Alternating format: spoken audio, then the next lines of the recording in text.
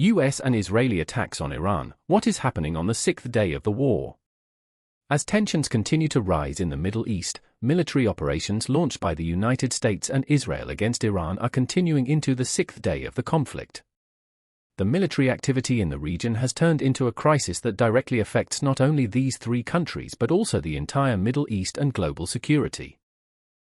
According to experts, the course of the clashes in the coming days will determine whether the war remains a regional conflict or escalates into a global crisis.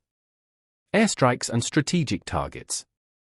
Over the past 6 days, US and Israeli warplanes have carried out numerous airstrikes targeting Iran's military infrastructure. The attacks have particularly focused on missile depots, radar systems, and military bases. The Israeli military stated that it aims to weaken Iran's long-range missile capabilities, while the United States says the operations are being carried out to prevent potential attacks on its bases in the region. Meanwhile, Iran announced that it had activated its air defense systems and managed to intercept some of the attacks. Iranian officials stated that air defense systems are operating actively, especially around the capital Tehran and in several military zones. Iran's retaliatory moves. On the sixth day of the war, Iran also appears to have responded.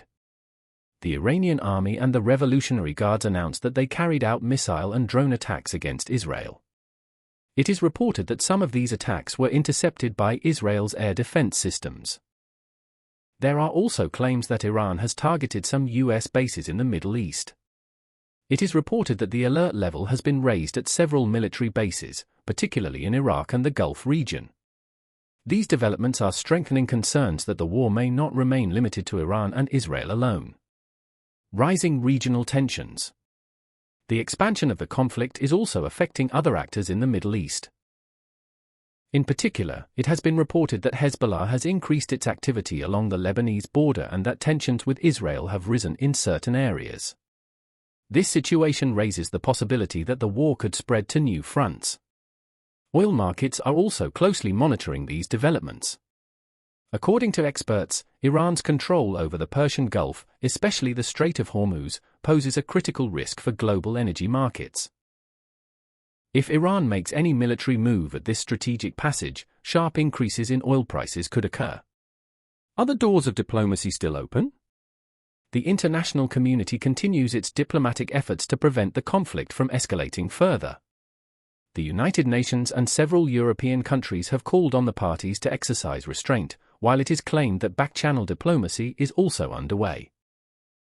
However, so far there have been no clear signals of de-escalation from either side. The most important point. The most decisive factor in the course of the war may not be missiles and aircraft alone. In fact, the most critical issue highlighted by experts is logistics and ammunition stockpiles. In modern warfare, countries are often able to sustain high-intensity operations for only about 2 to 3 weeks. For this reason, many analysts believe that the parties will soon either be forced to escalate the conflict or seek a diplomatic exit.